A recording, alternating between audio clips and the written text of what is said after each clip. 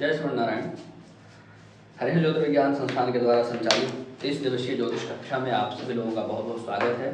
आज हम लोग बीच में पहुंच गए हैं। 15वें दिन की कक्षा है आज। अब मात्र 15 दिन की ही कक्षा बाकी है। आज 15वीं कक्षा होने के बाद फिर मात्र 15 ही कक्षा बाकी रहेगी। तो कक्षाएं लगातार चल रही हैं। सभी दर्शकों का स्वागत है। आप सभी लोग इस कक्षा से जुड़ें। और आज की कक्षा तो सरल ही है, केवल फलों का विवेचन है, लेकिन भाव चलित कुंडली बना लेने के बाद ही इसका प्रयोग करना है, जो भी आज हम लोग पढ़ने वाले हैं। चलिए प्रारंभ करते हैं।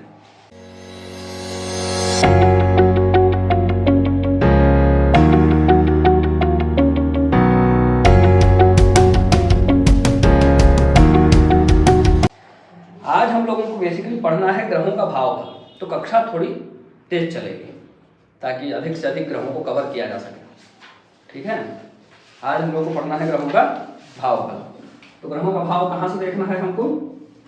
भाव चलित कुंडली से। यदि बना सकते हैं तो ठीक है, यदि नहीं बना सकते हैं खुद से, या अभी भी कंसेप्ट पूरा 100% क्लियर नहीं हुआ है, तो astrology and horoscope software download कीजिए।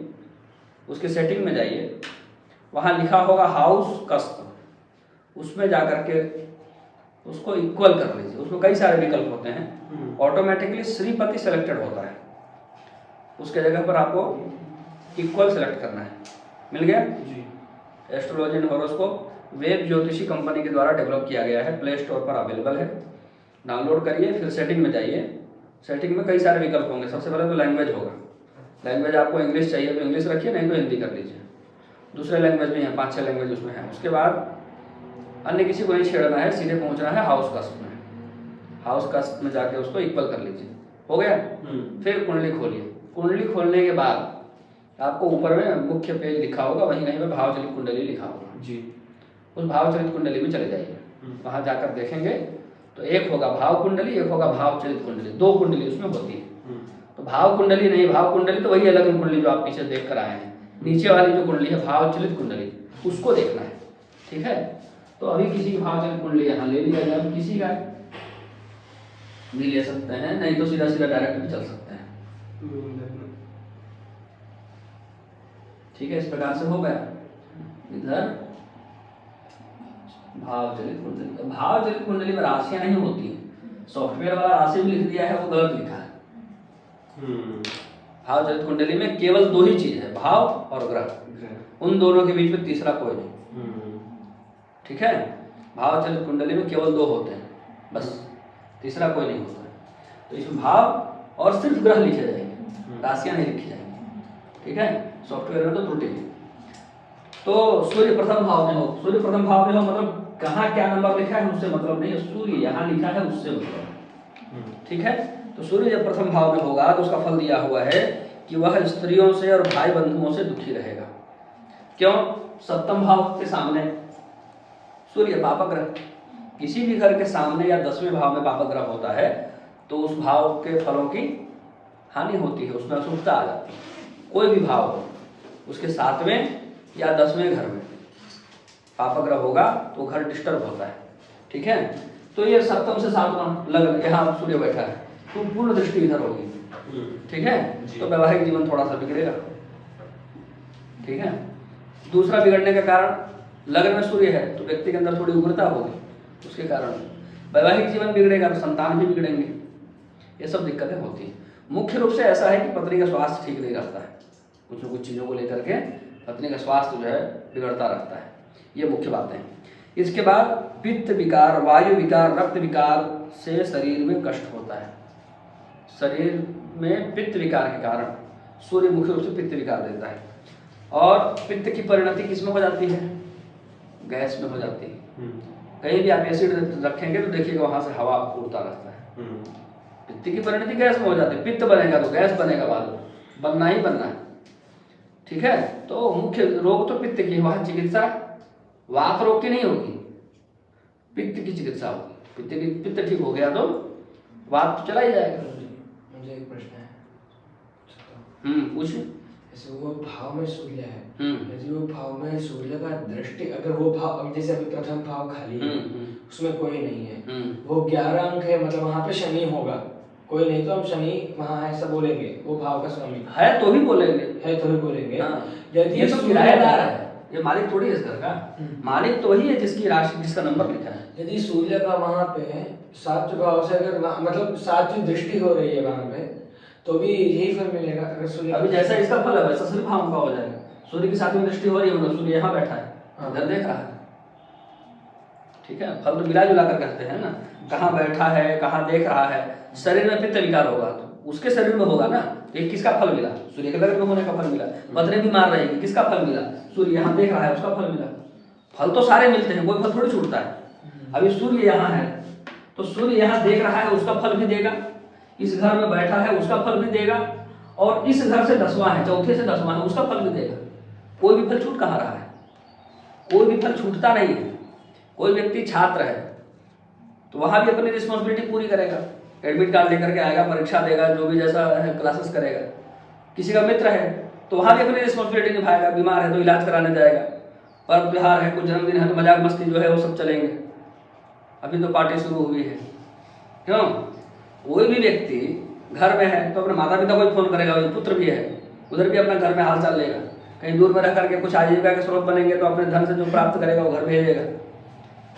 कोई व्यक्ति कुछ दूसरा बन गया, इसका मतलब बाकी सारे संबंध थोड़ी खत्म हो गए। उसी प्रकार से ग्रह भी जितने जितने प्रकार के संबंध उसके बनेंगे उन सबका फल प्रदान करेगा। इधर देखेगा तो दृष्टि फल देगा, बैठेगा तो स्थिति फल देगा। इस प्रकार से चीजें चलेंगी। अभी हम जो पढ़ रहे हैं इस कक्षा में, वो दृष्टि का भी यही फल होगा या भाव फल पढ़ रहे हैं? लगभग सभी चीजों को मिला करके कहा है। आपकी सरलता के लिए, आपको ये सब पहले से खुद आता है तो आप ये सब खुद लिख सकते हैं। जिन्होंने चिंतन किया उनको आता था, उन्होंने लिख दिया ताकि आप समझ सकें। मैं समझाने के दृष्टिकोण से उनका उत्तर दे रहा हूँ कि इसको लिखने के पीछे क्या कारण है, क्या उद्देश्य है। वो मतलब कारण सहित चीज़ों को समझ रहे हैं ताकि ज़्यादा चीज़ें समझ में आए, ज़्यादा चीज़ें याद रह जाए, ये बात है। ठीक है। इसके बाद विदेश में व्यापार से धन धान्य की क्षति होती है। सप्तम भाव जो है वो समुद्र यात्रा का होता है, सप्तम भाव व्यापार का भी होता है, सप्तम भाव डेली इनकम का भी होता है, तो वहाँ भी कुछ चीज़ें जो है बिगड़ती हैं। इसके बाद आ जाइए दूसरे घर में। यहाँ पर पहले घर का क्या फल है? बंधुओं से दुखी रहता है, भाई बंधुओं से दुखी रहता है। यहाँ पर जो बंधु है ना लग्न वाला, वो कौन सा बंधु है? चौथे से 10वां, मतलब अपने परिवार के लोगों से। इसमें वो लोग नहीं आ रहे हैं, कौन? सगोत्री के लोग, रिश्तेदार पाटीदार नहीं आ रहे हैं। अपने परिवार के लोगों से ही संतप्त रहेगा, अपने पिता से, अपने भाइयों से, जो अपना संयुक्त फैमिली हो या एकल फैमिली हो, उतने तक की बात है। मतलब एक चूल्हा में बना हुआ भोजन जितने लोग करते हैं उतने लोगों की बात हो रही है। अभी आगे द्वितीय भाव की बात करते हैं। तो द्वितीय भाव में जब सूर्य होता है तो व्यक्ति भाग्यशाली होता है, लेकिन बंधु बांधवों के साथ कलह रहता है। यहाँ कौन से बंधु बांधव हैं? दूसरा घर आ गया, वहाँ भी बंधु बांधव। कौन सा बंधु बांधव हो गया? कुटुंब वाले होंगे, सगोत्रीय होंगे, पाटीदार हिस्सेदार जो है वो होंगे, गोतिया वाले हैं जो होंगे। ठीक है, दोनों में बंधु बांधव है, पर दोनों में अंतर है, किधर किसको लेना है, किधर किसको छोड़ना है। उनके साथ में कलह रहेगा। ऐसा जातक सदा शुभ कार्य में धनव्यय करता है, उसके घर में कई श्रेष्ठ वाहन सुशोभित होते रहते हैं। ये सब अच्छे फल हैं सूर्य के जो मिल रहे हैं, किंतु वह अहंकार वश महान कार्य नहीं कर पाता है। दूसरे घर में सूर्य रहने से व्यक्ति परम अहंकार होता है, तो हम करेंगे वाला मिजाज में नहीं कर पाता है। ठीक है, आगे चलिए तीसरे भाव में सूर्य। तीसरे भाव में जब सूर्य होगा तो पराक्रम में वृद्धि करता है। तीसरे भाव में मंगल भी पराक्रम में वृद्धि करता है। तीसरे भाव में सूर्य, मंगल, शनि तीनों अच्छे हैं, तीनों पराक्रम में वृद्धि करते हैं। तीसरा भाव पापग्रहों के लिए बड़ा अच्छा है। तीसरे भाव में पापग्रह हो तो उसकी दशा में कई सारे शुभ फल प्राप्त हो जाते हैं। ठीक है, तो पराक्रम में वृद्धि का क्या फल है? तो बलवान होगा, संग्राम में शत्रुओं को जल्दी जीत जाएगा, तत्क्षण जीत जाएगा, तीर्थ यात्रा करने वाला होगा और राजा का कृपा पात्र होगा, प्रतापी होगा, परंतु सहोदर भाइयों से उसे सदा दुख प्राप्त होता रहेगा। सूर्य का भाव फल भी तो है, खुद आग है, आग का गोला बैठा है उधर। ठीक है, तीसरे भाव में तो भाई बहनों से। चौथे भाव की बात करते हैं। चतुर्थ भाव में व्यक्ति हो तो राजकुल से धन सम्मान की प्राप्ति होती है, बड़े बड़े लोग उसको बड़ा बड़ा पुरस्कार देते हैं। ठीक है, परंतु भाइयों से कलह रहता है, युद्ध में अपनी पराजय होती है। चौथे भाव वाले सूर्य वालों को मैं कहता हूँ कहीं पंगा हो पहले ही हार मान जाओ, भले ही हार मान जाओगे कुछ प्रतिष्ठा बची रहे। युद्ध करके अपनी प्रतिष्ठा हानि करके क्या कोई लाभ है? हारना तो वैसे भी है। तो दुर्जनों के व्यवहार से सदा उसका चित्त अशांत रहता है। चौथे भाव में हृदय है, चौथा भाव। चौथे भाव में कौन सा अंग आता है भाव पुरुष के अनुसार? हृदय। हृदय में आग लगी हुई है, उसका हृदय जलता रहेगा। कैसे जलेगा? तो घर परिवार मित्र इष्ट पड़ोसी अड़ोसी सब कष्ट देते रहेंगे, उनसे जलेगा। नहीं हम ही लोग से रहेंगे, हम चले जंगल। जंगल जाओ, खाना ही नहीं बचेगा जंगल में, तो आपस के कारण हृदय जलता रहेगा। हृदय तो जलना है, बच के कहीं भाग नहीं सकते, या तो इधर से नहीं तो उधर से। ठीक है, अब आइए बात करते हैं पंचम भाव। पंचम भाव में यदि सूर्य होता है तो जातक की प्रथम संतति नष्ट हो जाती है, पहला गर्भ खराब हो जाता है। या तो पहला बच्चा खराब हो जाता है जन्म के बाद, या तो पहला गर्भ खराब हो जाता है। इसके बाद वह कुशाग्र बुद्धि होता है, पंचम भाव का सूर्य। कपटी होता है, मंत्र विद्या को जानकार होता है, दूसरों को ठगने में तत्पर रहता है, और उसकी मृत्यु हृदय रोग के कारण होती है। पंचम भाव के सूर्य की एक बहुत बड़ी विशेषता है, वो बहुत तेजस्वी पुत्र देता है, कम से कम एक। पंचम भाव का सूर्य इधर नहीं लिखा है, पर मैं अपने ओर से बता रहा हूँ, जो मैं अपने ओर से बताता हूँ उसको लिख लिया किसी। छठे भाव की बात करते हैं। छठे भाव में यदि सूर्य हो तो छठे भाव में सूर्य का भी फल जो है अच्छा होता है, शत्रुओं का नाश करने वाला होता है। सारे शत्रु जल के खाक हो गए, शत्रुओं के घर में वो बैठा है, इतना बड़ा आग का गोला, सारे शत्रु जल के खाक हो गए, तो सारे शत्रुओं का नाश हो जाता है। किंतु वह राजदंड तथा मित्रों के कारण अपना धन व्यय करता रहता है, वो बार बार जुर्माना भरता रहेगा। कहीं भी जाएगा तो पुलिस दूसरों को नहीं पकड़ेगी, इसको पहले पकड़ लेगी जुर्माना लेकर। ठीक है, उसके मातृकुल में कष्ट होते हैं। हाथी बैल घोड़े आदि चतुष्पद जीवों से तथा वाहनों से कष्ट की प्राप्ति होती है। प्रदेश यात्रा में भी उसका निम्न जातियों से बहुत विवाद होता रहता है। ये सभी छठे भाव के सूर्य का फल है। छठे भाव के सूर्य का एक ही बढ़िया फल है कि उसके शत्रुओं का नाश हो जाता है। किसी से पंगा ले, जीतना इसी को है। ठीक है, कहता है ना मैं तुमसे पंगा लो या तुम मुझसे पंगा लो, नुकसान तुम्हारा ही होगा। मतलब समझ जाइए कि छठे भाव में सूर्य है, इसलिए ज्ञान दे रहा है इस प्रकार से। ठीक है, कुछ भी हो तुरंत ज्योतिष का योग जो है दिमाग में आना चाहिए। ऐसा स्टेटमेंट कहाँ से निकल रहा है, कौन कर रहा है, कौन बुलवा रहा है, पीछे कौन है, किसका हाथ है। अब सप्तम भाव की बात करते हैं। सप्तम भाव में सूर्य हो तो शीघ्र ही उसे स्त्री कष्ट प्राप्त होता है। शीघ्र ही मतलब विवाह हुआ नहीं कि पत्नी से परेशानी होनी प्रारंभ हो गई। वह दुष्टों के कारण मानसिक चिंता से घिरा रहता है। इधर है तो इधर चिंता, किधर होगी, खोपड़ी में, लग्न में, लग्नी खोपड़ी, सप्तम में सूर्य आ गया। ठीक है, वह अधिक परिश्रम करने पर भी पूर्ण धन लाभ नहीं प्राप्त कर पाता। अष्टम भाव की बात करते हैं। अष्टम भाव में सूर्य अष्टम भाव में हो तो जातक चंद्रमा के सदृश कांति वाला, उसकी कांति बढ़ती है। अब देखिए इधर के भाव सभी अदृश्य भाव है, इधर के भाव सभी दृश्य भाव है। सूर्य का फल अदृश्य में ज्यादा मिलेगा कि दृश्य में? दृश्य में। अभी देखिएगा इधर जितने अष्टम से लेके इधर जितने भी होंगे ज्यादातर शुभ फल मिलेगा। ठीक है, पहले शुरू हो गया चंद्रमा के सदृश कांति वाला, लेकिन निष्क्रिय बुद्धि वाला। चेहरे की कांति अच्छी रहेगी, वो बुद्धि उसकी ऐसी रहेगी कुछ नहीं करना है। धन धान्य से क्षीण रहता है, वह पाइल्स इत्यादि रोग इसको होते हैं। अष्टम भाव में सूर्य के, अष्टम भाव में कोई भी पाप ग्रह हो तो हो सकता है। पर स्त्री रमण करता, विदेशवासी तथा लोगों से कलह करने वाला होता है। यह अष्टम भाव के सूर्य का फल है। नवम भाव की बात करते हैं। जन्म समय में सूर्य नवम भाव में हो तो सभी लोगों के द्वारा पूजित होता है, सब लोग उसका सम्मान करते हैं। सहोदर भाइयों तथा दुष्ट लोगों के कारण उसकी चिंता बढ़ी हुई रहती है तथा प्रवास के कारण मन उद्विग्न रहता है, इधर उधर इधर उधर भटकता ही रहता है। ठीक है, इसके बाद आइए दशम भाव में। दशम भाव में यदि सूर्य होगा तो उसके माता पिता को कष्ट होता है। बहुत परिश्रम करने पर कार्य की सिद्धि होती है। राजा की कृपा से अतुल कीर्ति लाभ होता है। दशम भाव तो कीर्ति का स्थान है तथा स्त्री पुत्र आदि के कारण अहर्निश कलुषित बुद्धि रहती है। अब आइए 11वें भाव। 11वें भाव का क्या है? अभी देखिए स्त्री के कारण यहां से दशम पड़ता है सप्तम भाव। ठीक है, 11वें भाव यदि सूर्य हो तो राजा की कृपा से धन लाभ होता है। उसके प्रताप आगने से शत्रुओं का संहार होता है। 11वें भाव में भी सूर्य का अच्छा फल है, वो भी शत्रुनाश करता है। उसे वाहनों का विशेष सुख मिलता है, परंतु अपने ही पुत्र से कष्ट प्राप्त होता है। पुत्र के सामने बैठा है।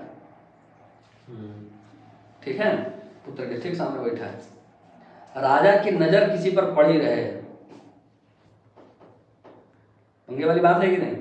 राजा की नजर में आ गया है, अब वो कुछ भी गलती करेगा तो दूसरा को नहीं टोकेगा, राजा ही टोकेगा।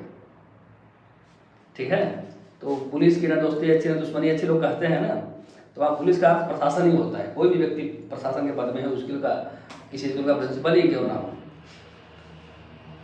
प्रशासन जिसके हाथ में है, जो प्रशासनिक पद पर है, उस व्यक्ति की नजर आपके ऊपर है, कब दिमाग फिर जाए क्या पता। ठीक है, आगे द्वादश भाव में यदि सूर्य हो तो नेत्र विकार होता है, विशेष रूप से बाएं नेत्र में। कई प्रकार से कष्ट होते हैं, मार्ग में अकस्मात धन की हानि होती है, वह अधिक चंचलता के कारण अस्थिर स्वभाव वाला होता है और शरीर में अनेक कष्ट भी प्राप्त करता है। वह अपने चाचा वर्ग से द्रोह और संग्राम में विजय प्राप्त करता है, अपने जो सगोत्रीय लोग हैं उन लोगों से विद्रोह करता है और उनसे जीत भी जाता है। ठीक है, क्यों? इससे 11वां स्थान है, ये कुटुंब से 11वां स्थान है, तो उनसे लाभ होगा, बिना लड़े लाभ हो जाएगा। चंद्रमा की बात करते हैं। प्रथम भाव में यदि चंद्रमा हो, अब देखिए चंद्रमा के फल को थोड़ा और अच्छे से सूक्ष्मता पूर्वक बताया गया है। मेष वृष कर्क राशि का होकर के लग्न में हो, मेष राशि वृष राशि कर्क राशि। चंद्रमा का फल लग्न में अच्छा नहीं होता है। चंद्रमा लग्न में होता है तो व्यक्ति कुटिल होता है, और कुटिल व्यक्ति अपना भी नुकसान, दूसरे के लिए गड्ढा खोदेगा तो अपने लिए गड्ढा पहले खुदा रहेगा। चेहरे में इतनी सुंदरता रहेगी और वाणी में इतनी मधुरता रहेगी, व्यक्ति समझ ही नहीं पाएगा कि इतना कुटिल आदमी है, सोच ही नहीं सकता है।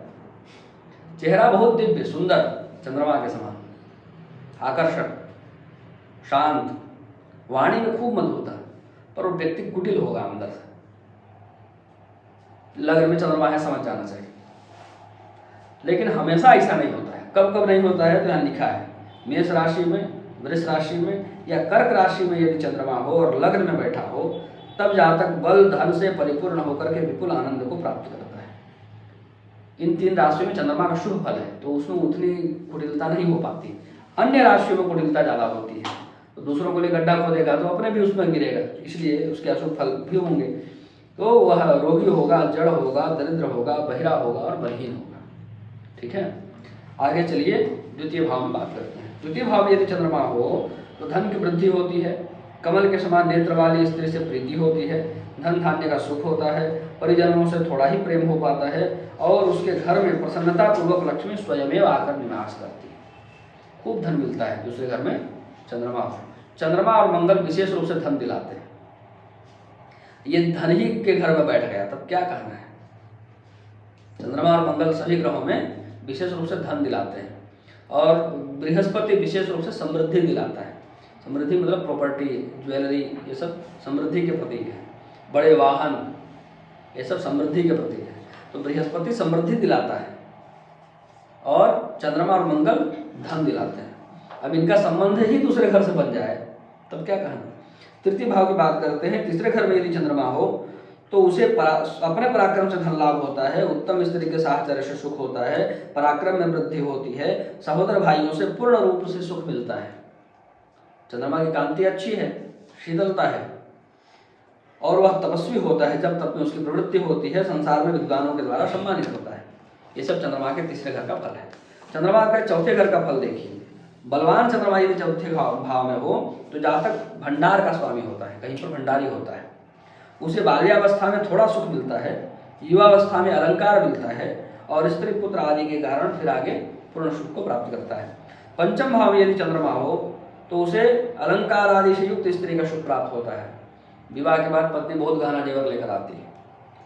वह उच्च कोटि का विद्वान होता है। पंचम भाव बुद्धि का है। राज्य कुल में भूमि, वस्त्र, धन का लाभ होता है, और ब्याज आदि से भी उसको धन लाभ होता है, ब्याज का धन भी उसको प्राप्त होता है। षष्ठ भाव में यदि चंद्रमा हो और चंद्रमा बलवान हो, बलवान मतलब पक्षबली, पक्षबली चंद्रमा हो छठे भाव में हो तो उसकी प्रताप आग्नि से शत्रु वर्ग शीघ्र ही भस्म हो जाते हैं। वह पृथ्वी पर बलवान शत्रुओं को भी जीत लेता है। उसे अल्प मात्र सुख और रोग अधिक होता है छठे भाव में चंद्रमा होने पर। सप्तम भाव में यदि पूर्ण बली चंद्रमा हो तो उसे किसी स्त्री कुल से अकस्मात धन प्राप्ति होती है। वह प्रबल कामी, सुंदर स्त्रियों के साथ रति कला में प्रवीण, अत्यंत गंभीर ध्वनि वाला और स्थिर बुद्धि वाला होता है। सप्तम भाव में चंद्रमा का एक सबसे बड़ी डिमेरिट है, वो छोटी उम्र से ही प्रेम प्रसंग में लग जाता है, उसके कारण उसकी बहुत सारी प्रगति बाधित हो जाती है। ये बड़ी डिमेरिट है सप्तम भाव में चंद्रमा होने पर। अब आइए अष्टम भाव में। अष्टम भाव में यदि चंद्रमा हो और बलवान चंद्रमा हो तो उसे गंभीर रोगों का भय होता है, बलवान शत्रुओं से डर बना रहता है, उसके घर में वैद्यों के कारण काढ़ा, मूंग की दाल इत्यादि बनता रहता है, बड़े बड़े वैद्यों का जमघट लगा रहता है, मतलब उसके घर में लोग बीमार ही रहते हैं। कोई घर में जन्म ले लिया अष्टम भाव में चंद्रमा, बस खुद भी बीमार रहे, खुद तो कभी स्वस्थ रहेगा ही नहीं, उसके रिलेटिव भी जो होंगे, संबंधी भी जो होंगे नजदीकी, वो भी बीमार ही रहेंगे। ठीक है, अष्टम भाव में चंद्रमा मतलब बीमारी का घर है, व्यक्ति खुद भी और उसके परिकर भी जो है सब।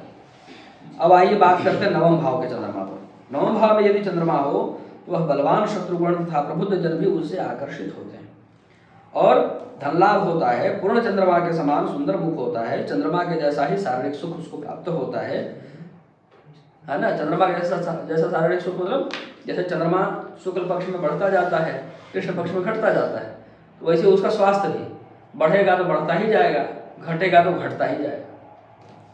ठीक है, इसके बाद दशम भाव के चंद्रमा की बात करते हैं।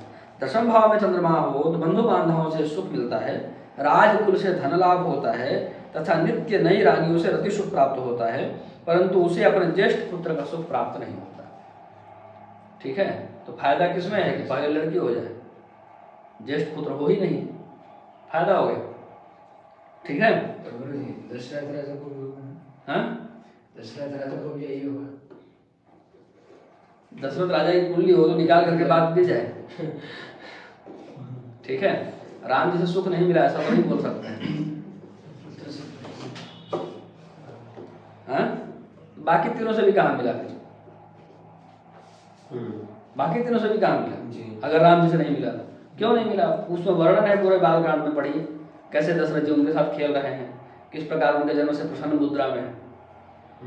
जिस बच्चे से सुख नहीं मिलेगा उस बच्चे के प्रति ऐसा कैसे इतना प्रेम हो जाएगा कि वो चले गए तो उनकी मृत्यु हो गई, वियोग का दुख ही सहन नहीं हुआ, कैसे ऐसा होगा? अब आइए 11वें भाव का चंद्रमा। जन्म समय में यदि बलवान चंद्रमा 11वें भाव में हो तो वह राजा के धन का अधिकारी होता है, उसके घर में प्रमुदिता लक्ष्मी एवं सुंदर स्त्री निवास करती है। यही बात है, 11वां घर भी धन का ही है ना, चंद्रमा भी धन है, तो दोनों धन धन धन धनाधन हो गए। उसे चारों ओर से प्रतिष्ठा और राजा के द्वारा प्रभुत्व की प्राप्ति होती है। हाँ? टका ही धर्मम टका ही कर्मम यस्य पार्श्वे टका नास्ति हाथ टकाटक हो जाता है। जैसे 11वें घर में चंद्रमा हो, खूब पैसे आते हैं, बरसता है इधर उधर से।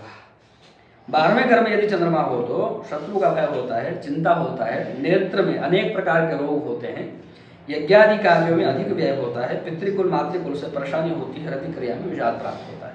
ये सभी फल हो गए चंद्रमा के। मंगल की बात करते हैं। मंगल यदि लग्न में होगा तो उसके ऊपर प्रहार होता है। मंगल लग्न में होगा नहीं, लग्न को देख भी रहा होगा तो हो जाएगा, उसके चेहरे में कुछ न कुछ ऐसे लोहे से कुछ चीज से चोट लगता है, अस्त्र शस्त्र से, तार से, कुछ भी चीज से लग सकता है। आग तीर लाठी से भी प्रहार का भय होता है, स्त्री नाश होता है, सिर और आंखों में रोग होता है तथा वह सिंह के समान प्राक्रमी होता है। लग्न में यदि मंगल हो तो, लग्न में नहीं था ना, खिसक के दूसरे घर में चला गया। ठीक है, मंगल का तो ऐसा प्रताप है कि देखेगा भी तो निशान देगा, और ऐसा निशान देगा कि वो जाने वाला नहीं, आप इलाज करते रहिए। इधर दिख रहा है निशान है कि नहीं? इधर है कि इधर है? इधर है।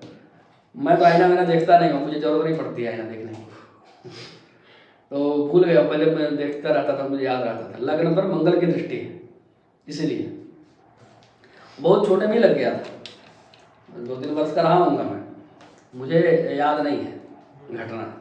वो तो इधर दिखता रहता है तो मैं पता कराया आप क्या मामला है, कैसे ऐसा है। मंगल की दृष्टि से इतना आतंक है। लग्न में बैठ जाए और भी नीच राशि में बैठ जाए, खराब बैठ जाए तो माथा में ऑपरेशन करना पड़ेगा, ऐसा चोट लगेगा।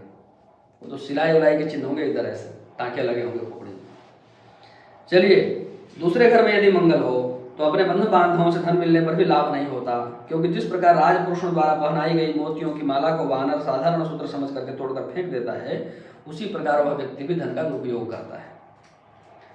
मंगल बैठ गया यदि दूसरे भाव में, तो चंद्रमा के साथ बैठेगा तब नहीं, अकेला यदि मंगल बैठेगा दूसरे भाव में तो व्यक्ति अपना धन ऐसे ही नष्ट कर, धन का महत्व समझता ही नहीं। समस्या ये है। अब इसके बाद आइए, तीसरे भाव में मंगल हो तो भाई बहनों का सुख मिलेगा, वो व्यक्ति पराक्रमी होगा, बलवान होगा, बाहुबल से सब कुछ प्राप्त करेगा, लक्ष्मी स्थिर रहेगी, जितने सुख फल हैं सब अच्छे अच्छे मिलेंगे मंगल से जुड़े हुए जो भी हैं। ठीक है, वो तपस्या करेगा, भगवत अनुष्ठान करेगा, धार्मिक कार्य करेगा, ये सब मंगल के अच्छे फल हैं, बशर्ते कि मंगल अकेला ना हो। अकेला होने पर थोड़ा कुछ गड़बड़ हो जाता है। मंगल कारको भाव रसाय। चौथे भाव की बात करते हैं। मंगल यदि चतुर्थ भाव में हो तो जातक सुखहीन होता है, उसे मित्र वर्ग तथा अपने घर के लोगों से कभी सुख नहीं मिलता, उसे शत्रुओं का भय रहता है, परंतु राजा की कृपा से वस्त्र आदि का लाभ उसको मिलता रहता है। पंचम भाव में मंगल का फल। यहाँ बार-बार राजा शब्द आया, राजा शब्द से धनाढ्य या प्रशासनिक, राजा शब्द से पावरफुल व्यक्ति समझिए। ठीक है, राजा शब्द से पावरफुल व्यक्ति समझिए, धन से संपन्न हो, ऐश्वर्य से संपन्न हो, पद से संपन्न हो, सब राजा ही है। ठीक है जी। अथवा बड़े बड़े राजाओं से संपर्क में हो, नेता मंत्रियों, बड़े बड़े नेता मंत्रियों से संपर्क में हो ऐसा। ठीक है, अब आगे छठे भाव में चलना है, पंचम भाव में। उसकी जठराग्नि प्रबल होती है, भूख लगता रहता है बार बार, और खाने को गर्म चीज चाहिए, ठंडा चीज नहीं खाएगा फेंक देगा, बासी नहीं खाएगा फेंक देगा। मंगल है ना, नहीं खाऊंगा नहीं बोले, अपनी बात को ऐसा जताएगा कि लोग समझें कि मैं भाई नहीं पसंद करता, मतलब प्रबल विरोध, जो चीज नहीं पसंद है उसका प्रबल विरोध। ऐसा विरोध कि सामने वाले को याद रहे कि हम दोबारा लेके जाएंगे फिर फेंक देगा, लेके जाओ मत। ठीक है, तो उसकी संतान जीवित नहीं रहती, यदि जीती भी है तो रोगी रहती है, उसका हृदय संतप्त रहता है, बुद्धि विस्तृत रहती है, जातक धनवान नहीं बन पाता, निर्धन ही रहता है। ठीक है, यहाँ मंगल किसी के साथ हो तो भी वही फल मिलेगा, बशर्ते चंद्रमा के साथ ना हो। चंद्रमा के अलावा किसी के साथ होगा तो यही फल मिलना है। षष्ठ भाव में आ जाइए। छठे भाव में, ये तो छठा भाव का ईश्वरी जैसा फल है, बताया था उसी समय। सूर्य मंगल शत्रुनाश करते हैं छठे घर में, है ना। उसके शत्रुगण भयभीत होकर के संग्राम से ही भाग जाते हैं, लड़ते ही नहीं। उसकी बुद्धि विचारशील होती है, उसे मातृकुल का सुख नहीं होता, संचित धन नष्ट होता रहता है, परंतु पूर्व धन के नष्ट होने के बाद शीघ्र ही अन्य प्रकार से धन लाभ भी हो जाता है। इसके बाद सप्तम भाव की बात करें। सप्तम भाव में यदि मंगल होता है तो व्यक्ति अत्यंत लघुता को प्राप्त करता है, यानी भाग्यहीन होता है, युद्ध में प्रबल शत्रुओं को पराजित कर देता है, भार्याहीन होता है, पर विषयासक्त होता है, दुष्ट बुद्धि होती है, अपने कार्य व्यापार आदि को छोड़ करके वह पर स्त्री के साथ रमण करता है। ये सब है मंगल के सप्तम भाव का फल। इसके बाद बात करते हैं अष्टम भाव का मंगल। अष्टम भाव में यदि मंगल हो तो सप्तम भाव मंगल मांगलिक योग भी बनाता है, अष्टम ही मांगलिक योग बनाता है। तो मनुष्य के शुक्र बुध गुरु आदि अन्य शुभ ग्रह शुभ स्थान में होकर भी शुभ फल नहीं दे पाते, क्या करेंगे? क्यों कुर्वन्ति ग्रह सर्व। मंगल ही जब 8वें घर में बैठ गया है तो बाकी लोग क्या करेंगे? सेनापति ही बेकार है, सारा राजपाट तो सेनापति के उससे चलता है, सेनापति ही बेकार है, क्या करेंगे बाकी लोग? ठीक है, उसके अपने बंधु बांधव भी शत्रु हो जाते हैं, औषध आदि का सेवन करने पर भी उसे रोगों से कष्ट ही होता है, वो बीमार रहता है, रोगी रहता है और जीवन में ज्यादा कुछ कर नहीं पाता है अष्टम में मंगल हो तो। इसके बाद नवम भाव की बात करते हैं। नवम भाव में यदि मंगल हो तो उग्र बुद्धि होती है, भाग्यवान और धनवान होता है, उसे ज्येष्ठ साला और सहोदर भाई से सुख नहीं होता। ये है पत्नी और भाई का घर कौन सा होता है? तीसरा। पत्नी, पत्नी का भाई 1 2 3 साला, ये आपका भाई 1 2 3, ये माँ का भाई 1 2 3 मामा, ये पत्नी का भाई 1 2 3 ये। अरे बात समझ में? ये पिता का भाई 1 2 3। चाचा का फल आया था ना, चाचा के साथ विद्रोह करता है। अरे बात समझ में? सारे रिश्तेदार मिल जाते हैं इधर ही, जिसका भी रिश्तेदार ढूंढना हो सबके रिश्तेदार इधर ही मिलेंगे। ठीक है, किधर चल रहे थे हम लोग? हो गया ना इसका मंगल का सारा हो गया, नवम हो रहा था, वही तो साला है। ज्येष्ठ साला और अपने सहोदर भाइयों से सुख नहीं होता, उद्योग करने पर भी उसे उत्तम फल नहीं मिलता। दसम भाव में यदि मंगल हो तो उसे निरंतर सब कार्यों में सफलता, भूमि भृत्य ग्राम और राजगुण से धन प्राप्त होता है, वह निरंतर प्रगतिशील और सिंह के समान पराक्रमी होता है और यदि कर्क लग्न में जन्म हो और मंगल दशम भाव में बैठा हो, ऐसे व्यक्ति को राजा बनने से कोई नहीं रोक सकता है। कितना भी निम्न कुल में पैदा हुआ हो, अपने सामर्थ्य से राजा बनता है। इतना बढ़िया होता है मंगल कर्क लग्न में दशम भाव में, इतना श्रेष्ठ फल है उसका।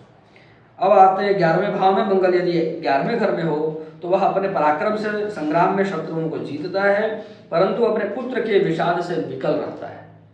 पुत्र पर पूर्ण दृष्टि है उसकी, ठीक है।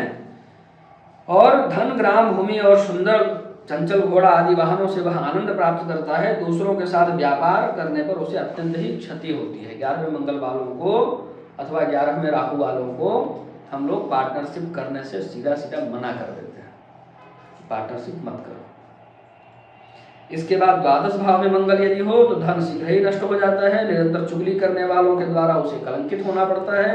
चोर और शस्त्र से भी उसे भय होता है, शत्रुओं से दुख होता है। 12वें घर में भी मंगल का फल अच्छा नहीं है। बुध की बात करते हैं, ठीक है। बुध बुद्धि का स्वामी है, तो बुध यदि लग्न में हो तो जातक के सकल अरिष्टों का नाश होता है। वह सुवर्ण के सदृश कांति रूप वाला और आभूषणों से सुशोभित रहता है। संसार में लोगों के बीच उसकी अच्छी प्रतिष्ठा होती है। बुध के लिए भी सोना धारण कराते हैं, बुध के लिए भी सोना धारण कराते हैं। बुध सोना का भी कुछ है उसका, सोना के साथ रहना देना, ठीक है। द्वितीय भाव में यदि बुध हो तो मूर्ख होते हुए भी बुद्धिमान होता है। नहीं समझ में आ रहा है? मूर्ख कहते किसको है? किसको मूर्ख कहेंगे? जिसको अपने हित की बात समझ में नहीं आती, जिसको अपने हित की बात समझ में नहीं आती। आप कुछ बताए भैया ऐसा कर लो तुम्हारा हो जाएगा, वो सुनेगा ही नहीं, तो अगला कहेगा मूर्ख है, समझ ही नहीं रहा है कि ऐसा करना चाहिए। जिसको अपने हित की बात समझ में ना आए उसको कहते हैं मूर्ख, ठीक है। तो मूर्ख होगा मतलब अपने हित की बात उसको समझ में नहीं आएगी, लेकिन बुद्धिमान होगा मतलब बुद्धि उसकी तेज चलेगी। बुद्धि तो तेज चलेगी, पढ़ाई लिखाई गणित सब में अच्छा होगा, लेकिन उसको अपने हित की बात समझ में जल्दी नहीं आएगी, वहां पर वो पीछे रहेगा, ठीक है। वह सभा में सदा बृहस्पति के सदृश सुशोभित होता है। अरे दूसरा घर वाणी, और वाणी के कारक बुध, वाणी बैठ गया उधर, तो इतनी अच्छी वाणी होगी, इतना बढ़िया बोलेगा, मन में बैठ जाए, इतना बढ़िया बोलेगा कि सब प्रभावित हो जाएंगे, ठीक है। प्रतापी, संगीत का ज्ञाता, भ्रमर के समान भोगी, उदार, पृथ्वी पर कल्प वृक्ष के समान और धनवान होता है। दूसरे घर में बुध का क्या ही कहना, उसके घर में आपको सब मिलेंगे। वो किराए के घर में भी रहेगा तो एसी फ्रिज लगा कर रहेगा, छोड़ो दिन दुनिया। ये सब जो उनको उन्होंने कहा ना चारवाक ने, यावत जीवेत सुखम जीवेत ऋणम कृत्वा गतम कृपेत, किसके लिए कहा? दूसरे घर बुध वालों के लिए, सबके लिए नहीं कहा है। वो लोग ऐसा करते, दूसरे लोग नहीं करते। वो सबसे मित्रता करके उसका कोई ऐसा कौन सा एक है जिसको हमने ठगा, ऐसा कोई सगा नहीं जिसको हमने ठगा नहीं। कोई एक व्यक्ति ऐसा नहीं होगा जिससे वो कर्ज न ले, जिससे वो पैसा ऋण न लिया हो, जिससे वो उधार पैसा न किया हो, करते हैं। और किराए के घर में रहेंगे तो पूरा उनके उसमें सुख संसाधन में कोई कमी नहीं होनी चाहिए। ये बुध जो है दूसरे घर में ये सब फल प्रदान करता है। इसके बाद तीसरे घर की बात करते हैं। तीसरे घर में यदि बुध हो तो उसके व्यापार की चतुर्दिक वृद्धि होती है। वह धन लोलुपता से दुष्ट बुद्धियों के वश में रहता है। ऐसी धन लोलुपता होती है कि बीमार रहेगा, पेट दर्द करता रहेगा, उसको कोई कहे कि डॉक्टर को दिखा लो तो कहेगा डॉक्टर फीस लेता है, तुम्हारे घर में कोई दवा रखी हो फोकट वाली तो लाओ, और नहीं तो छोड़ो। इतनी उसको धन के प्रति आसक्ति रहती है, ठीक है। परिवार के लोग उसके वचनों का समादर करते हैं तथा उसे अपने पैतृक धन से सुख प्राप्त नहीं होता। अब आइए पंचम भाव पर। पंचम भाव में यदि बुध हो तो प्रथम वय में उसकी स्त्री का प्रथम गर्भ नष्ट हो जाता है। धनोपार्जन में उसकी चतुर बुद्धि लगी रहती है। दुष्टों के सहवास के कारण उसके मुख में कपट वाणी भरी रहती है। ये सभी पंचम भाव के बुध का फल है। अब छठे भाव की बात करते हैं। यदि छठे घर में बुध हो तो बंधु बांधवों से विरोध होता है, शत्रुओं का नाश होता है, पेट में वायु विकार होता है, सन्यासी से उसे ज्ञान प्राप्त होता है, धार्मिक कार्यों में धन का खर्च व्यय करता है और उत्तम रत्नादि के कार्य के द्वारा व्यापार से धन लाभ प्राप्त करता है। इसके बाद सप्तम भाव में यदि बुध हो तो बंधु बांधवों से विरोध रहता है, शत्रुओं का नाश होता है, पेट में वायु विकार, इसी का फल है क्या? वायु विकार तो छठे का है, सप्तम पढ़ रहा हूँ, अच्छी पत्नी मिलती है। बुध सप्तम भाव में हो तो सूर्य के साथ नहीं हो तो उसकी कांति मन को मोहित करने वाली और सुवर्ण के समान देदीप्यमान होती है। सूर्य के साथ होने पर उसकी कांति कम हो जाती है, अस्त हो जाता है। अकेला बुध यदि हो सप्तम भाव में तो बहुत कांतिमान चेहरा उसका होता है। सप्तम भाव में बुध रहने पर अक्सर प्रेम विवाह होता है। सप्तम भाव में बुध रहने पर जीवन साथी कहीं मार्केट में मिलते हैं, सुबह आप बाजार करते हो। इसके बाद अष्टम भाव की बात करते हैं। यदि ये आयु भाव में हो बुध, अष्टम भाव का नाम आयु है ना, तो दीर्घजीवी होता है, देश विदेश में प्रसिद्ध होता है, राजकुल से धन प्राप्त करता है, पर स्त्रियों में सतत रति क्रीड़ा में संलग्न रहता है। अष्टम भाव का बुध। नवम भाव में यदि बुध हो तो विद्वान होता है, धर्मात्मा होता है, गंगा माता का भक्त होता है, यज्ञ करने वाला होता है, सज्जनों का संग करने वाला होता है, राजा से भी अधिक प्रतापी होता है, दुर्जनों को संताप देने वाला होता है, पूर्ण धनवान होता है। सबसे अच्छा नवम भाव में बुध का फल है। दसम भाव को देखते हैं। बुध यदि दसम भाव में हो तो पैतृक संपत्ति का सुख मिलता है, अनेक वाहनों का सुख मिलता है, नौकर चाकर का सुख मिलता है, रत्न और भवन ये सभी उसको पूर्ण रूप से सुख देते हैं, और उत्तम नीति शास्त्र को जानने वाला होता है। राजा के माध्यम से आजीविका प्राप्त करता है। वो जो भी आजीविका प्राप्त करता है उसमें राजा का डायरेक्ट हस्तक्षेप होता है। राजा का पीए हो, पर्सनल असिस्टेंट, या राजा का कुछ वो देखता हो, खजानजी क्या कहते हैं उसको, अकाउंटेंट वगैरह, वो ये सब चीज़ जो है दसम भाव में बुध रहेगा तो हो जाएगा। बड़े लोगों से ही जुड़ाव होता है उसका, छोटे मोटे से तो बात करने का फुर्सत ही नहीं होगा। 11वें घर में यदि बुध हो तो उसे कन्यादान का सुख मिलता है, मतलब पुत्री होती है और मरने से पहले उसकी शादी कर लेता है, इन कन्यादान का सुख हुआ। और उस पुत्री हुई है, कन्यादान नहीं किया, बीमार पड़ गया, कहेगा मर जाएंगे, तो मैं यही कहूँगा कि 11वें भाव में बुध है, गुरु को कन्यादान करके जाना भी नहीं। धन की प्राप्ति और ऋण से मुक्ति प्राप्त होती है, उसे विप्रगण पूर्ण रूप से संतुष्ट रहते हैं। दिव्य स्वरूप वाला जातक शत्रुओं से भी धन लाभ लेने में कुशल होता है, इतना चतुर होता है। 11वें भाव का शत्रु से भी पैसा हट लेता है। पैसा निकालो, उसके बाहर की चीज तो बाद में देखेंगे। बुध पैसा है ना, वो अपना पैसा नहीं छोड़ता, वो अपना पैसा नहीं छोड़ता। पैसा दिया तो दिया, नहीं तो 10 रुपए का दिया, कुछ भी लेकर के वो चलेगा, पैसा नहीं छोड़ेगा।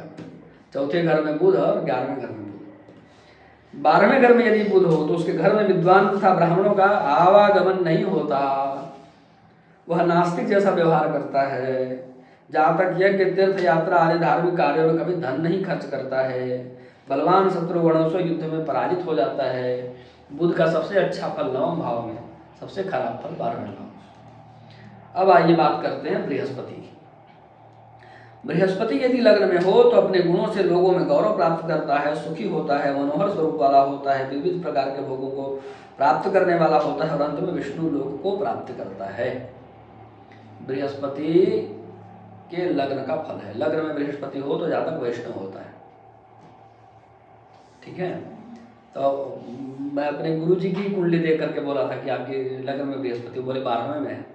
बाद में हो गया तो दोनों गुरु शिष्य जो है लग गए अपनी अपनी बात सिद्ध करने के लिए। फिर ग्रह स्पष्ट सब निकाले, वो प्रूव हो गया, भाव चरित में होकर के वो आया था इधर लग्न में। प्रसन्न हो गए गुरु जी एकदम, और फल भी पढ़ा दिया कि विष्णु लोक को प्राप्त करेंगे। हमारे गुरु जी परम वैष्णव, विष्णु लोक तो उनका इंतजार ही कर रहे हैं, विष्णु लोक के सभी सदस्यगण। द्वितीय भाव की बात करते हैं। धन भाव में यदि बृहस्पति हो दूसरे भाव में तो सरस काव्य के निर्माण में उसकी पटुता होती है, बहुत सुंदर काव्य करता है, ऐसा सुख देने वाला, आनंद देने वाला।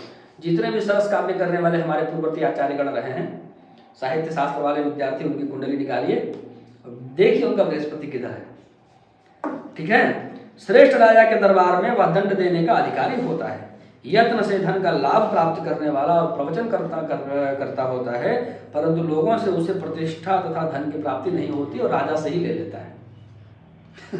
ये मैं अपनी तरफ से बोल रहा हूँ, लोगों से नहीं लेता है, राजा से लेता है। मतलब परामर्श कंसल्टेंसी वगैरह का काम करे तो धन नहीं मिलेगा, सैलरी वाला काम करे तो ज़्यादा अच्छा रहेगा, सैलरीड पर्सन होगा, वो सब छोड़ देगा, कुछ करता भी होगा तो छोड़ देगा। ऐसे मैं कई लोगों को बोल चुका हूँ, केवल बृहस्पति को दूसरे घर में देख करके। वो लोग सैलरी पर्सन होते हैं, वो कहीं निश्चित सैलरी ही उनको मिलती है। ऐसा कोई काम नहीं करेंगे, करते हैं तो कुछ समय के लिए करेंगे, बस कुछ नहीं मिला है अभी, फिक्स सैलरी वाला काम नहीं हुआ है इसीलिए कर रहे हैं, नहीं तो वैसा ही ढूंढते हैं। अब आगे बात करते हैं, तीसरे घर में बृहस्पति यदि हो तो मित्रों के प्रति कृतज्ञ होता है, छोटे हृदय वाला होता है, सर्वदा अपने भाइयों का सुख और कल्याण करने वाला होता है, परंतु राजा के यहाँ प्रसिद्धि पा करके भी स्वयं सुख प्राप्त नहीं कर पाता। चौथे घर में यदि बृहस्पति हो तो उसके द्वार पर सर्वदा ब्राह्मणों के मुख से वेद मंत्रों का उद्घोष होता रहता है। कोई ब्राह्मण आएंगे उसके घर में डेली कुछ पाठ करके जाते होंगे, वो उनको कुछ दक्षिणा देगा, ऐसा कुछ वो करेगा। और हाथी घोड़ों का कलरव सुनाई पड़ता है, उसके घर में बड़े बड़े वाहन होंगे चौथे घर में बृहस्पति हो। इस पृथ्वी पर प्रतिस्पर्धी गण भी उसकी बहुत सेवा करते हैं। वैसे होंगे कि उनके जो प्रतिस्पर्धी होंगे वो भी उनका सम्मान से ही नाम लेंगे, और बहुत समृद्ध और धन धान्य से परिपूर्ण होता है चौथे घर का बृहस्पति हो तो। पंचम भाव में यदि बृहस्पति रहे तो वह भोगी होता है, सभा में तर्क संगत और उचित बात बोलने वाला होता है, धन धान्य से परिपूर्ण रहता है, श्रेष्ठ महापुरुषों से पूजित होता है, सदा योगाभ्यासी होता है, योग का अभ्यास करता रहता है, परंतु यह जातक पुत्र और कन्या के सुख से विमुख ही रहता है ना। बहुत लोग प्रसन्न होते हैं बृहस्पति संतान देता है बोलकर, सोच समझ करके बोलना चाहिए, ठीक है। बृहस्पति में यह सब डिमेरिट है। षष्ठ भाव में आ जाइए, छठे घर में यदि बृहस्पति हो तो वह युद्ध में शत्रुओं को जीतने वाला होता है, युद्ध में उसके सम्मुख बलवान शत्रु भी नहीं ठहरता, उसकी माता सदा रोगों से दुखी रहती है, और माता के बंधु वर्ग भी कुशल नहीं रहते, मतलब ननिहाल में भी लोग ज़्यादा अच्छे से नहीं रहते हैं, किंतु उसे सुंदर स्त्री से रतिसुख प्राप्त होता है। सप्तम भाव में यदि बृहस्पति हो तो वह शीघ्र ही परमोच्च स्थान को प्राप्त करता है, मतलब मर जाता है पैदा हो, ऐसा नहीं है, थोड़े ही प्रयास से अपने जिस सेक्टर में काम कर रहा होगा उसमें 15 साल 20 साल 25 साल से काम करने वाले रह जाएंगे, और 3 साल 4 साल 5 साल काम करके ऊंचे पद तक पहुंच जाएंगे, ठीक है। उसको ऐसे नहीं समझना है कि सीधे उसको परमपति हो जाता है डायरेक्ट, ऐसा नहीं, जन्म लिया इधर और उधर, वो सब नहीं, ठीक है। फिर आ जाइए, राज परिवार से भी धन लाभ प्राप्त होता है, बुद्धि फलदायी होती है, स्त्री से रति सुख मिलता है, वह अधिक कामी होता है। एक समस्या ये है, डिमेरिट बृहस्पति सप्तम भाव में हो तो वो पति बात नहीं मानेगा, उसके कारण पंगा होगा। और स्त्रियां आती हैं, हमारे स्वामी जी हमारा सुनते नहीं, तो मैं कहता हूँ सुनाते क्यों, मत सुनाओ, अपने आप में रहो, बात खत्म। सुनाना ही है, कुछ ऐसा पड़ गया कि सुनाना है तो तुम डायरेक्ट मत सुनाओ, किसी को पकड़ के रखो कि वो सुनाए, तुम्हारा काम हो जाएगा। बुद्धि से काम करो, गाय भिड़ने का, ठीक है। तो सप्तम भाव के बृहस्पति हो गया। अब अष्टम भाव के बृहस्पति की बात करते हैं। अष्टम भाव में यदि बृहस्पति हो तो वह पितृगृह में नहीं रहता, पिता के घर में नहीं रहता, वह दीर्घायु होता है किंतु रोगी होता है, कुल के मान मर्यादा का सदा अवलंबन करता है, स्थिर बुद्धि वाला होता है, सुंदर शरीर वाला होता है, देहांत होने पर विष्णु सायुज्य को प्राप्त करता है। अष्टम भाव में बृहस्पति हो तो व्यक्ति परम वैष्णव होता है। लग्न में बृहस्पति होने पर भी वैष्णव होता है। लग्न में बृहस्पति होने पर वो विद्या जैसे नहीं होता है, पढ़ता रहता है, कुछ न कुछ उसका संबंध हमेशा विद्या से बना रहेगा, कुछ न कुछ पढ़ता लिखता रहेगा, ठीक है। तो फिर कहाँ चल रहे थे हम लोग? नवम भाव में यदि बृहस्पति हो तो उसे पीले लाल हरे रंगों से चित्रित चौकोर मकान का सुख होता है, वर्गाकार मकान बनाता है और घर में सुंदर सुंदर डिजाइन बने होते हैं, दीवार ऐसा प्लेन नहीं मिलेगा आपको नवम भाव के बृहस्पति वाले का, ठीक है। फिर राजा की कृपा तो घर प्राप्त होगी, नवम भाव में बृहस्पति होगा तो उसके बंधु बांधवगण उसके समक्ष विनीत रहते हैं, वो बहुत यज्ञ करता है, परंतु उसमें मद अधिक होता है और तपस्या कम होती है। 12वें घर और 9वें घर वाला बृहस्पति धार्मिक तो होता है पर वो धर्म में दिखावा ज्यादा करता है, ये बड़ी समस्या है, अंदर से उसको भाव नहीं आता है, ये एक बड़ी समस्या है। जब करते रहेंगे, मंत्र पढ़ते रहेंगे आराम से, कोई दिख गया आसपास उनका टोन बढ़ जाएगा तुरंत, ठीक है, तुरंत मतलब लय ताल सुर सब एक साथ धावा बोल देगा उसी समय, नींद वींद सब गायब, ऐसा है। मतलब उस प्रकार की आस्था जो कहते हैं ना, कठिन भगवान के करुण भक्त, ये लोग कभी नहीं बन सकते हैं 9वें और 12वें बृहस्पति वाले। तो कोई ऐसा व्यक्ति पहुंच के बोलता है कि हमको मन करता है कि छोड़ दें, भगवान का जप करें, मैं बोलता हूँ 3 दिन नहीं कर सकते हो तो छोड़ो उसको। 3 दिन का खर्चा मैं उठाता हूँ, करके दिखाओ, बिना मतलब की बात है। ज्योतिष शास्त्र कोई मजाक है क्या? नहीं कर सकते। जो कर रहे हैं वो करिए, भगवान से भक्ति मांगिए, यही ठीक है आपके लिए। बोले भगवान से भक्ति मांगिए, मन में भक्ति जमेगी नहीं। बालू से कहीं रेत निकलता है क्या? वो क्या बोला था, बालू से कहीं तेल निकलता है क्या? अब 9वें भाव के बृहस्पति की बुद्धि से देख लीजिए, है ना, बालू से कहीं तेल निकलता है क्या? नहीं जमेगी बुद्धि। हाँ, दिखावा आप चाहे जितना भी कर लें, 1 रुपए की सिद्धि हो, बोली कि हमारे पास 1 लाख की सिद्धि है, यह कर सकता हूँ, वह कर सकता हूँ, आडंबर चाहे जितना कर, ठीक है। तो आडंबरी लोग जो मिलते हैं उनके कहीं ना कहीं ज़्यादातर लोगों में ऐसा देखने को मिलेगा कि 9वें और 12वें में बृहस्पति है। आडंबरी वाला गुण उनमें पर्याप्त मात्रा में होता है, पर्याप्त आडंबर फैलाना जानते हैं। लेकिन ये जरूर है, एक सद्गुण है बृहस्पति का कि उस आडंबर के पीछे 1% ही सही कुछ न कुछ वास्तविकता रहती है, भले वो 1% हो, 2% हो, 10% हो। इनके अलावा यदि आडंबर कर रहा है तो पूरा बोगस होता है। इनका 100% बोगस आडंबर नहीं होता है। ये थोड़ा सा अंतर है बृहस्पति के इसमें। और इधर तो सब होने के बाद अधिक उम्र हो जाएगा तो फिर इनका चोला, रंग, रूप सब वैसे ही बदल जाएगा, माला वाला, तिलक विलक सब आने लगेगा। जैसे जैसे उम्र बढ़ेगा ना वैसे वैसे इनके परिधान बदल जाएंगे, फिर मालाएं बदल जाएंगी, फिर रौनक बदल जाएगा, तिलक बदल जाएगा, ये सब लगने लगेगा, सब होने लगेगा, देखते देखते प्रसिद्ध बनने लगते हैं। ठीक है, आगे बढ़िए।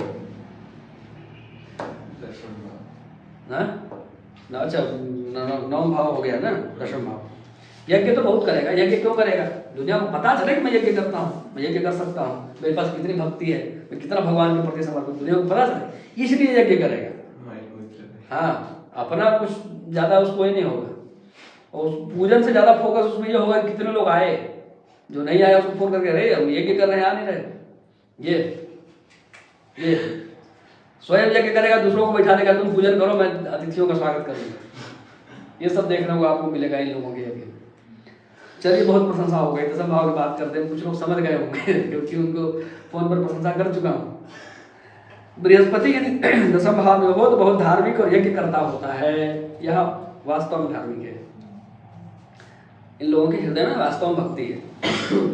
ठीक है, और प्रताप की वृद्धि होती है, संतान का सुख अल्प होता है, उसके द्वार पर ब्राह्मणगण अहर्निश वेद मंत्रों का उच्चारण करते हैं। 10वें भाव में बृहस्पति वाला व्यक्ति ब्राह्मणों की खूब सेवा करता है, बहुत श्रद्धा से, ब्राह्मणों के लेन देन में कंजूसी नहीं करता है।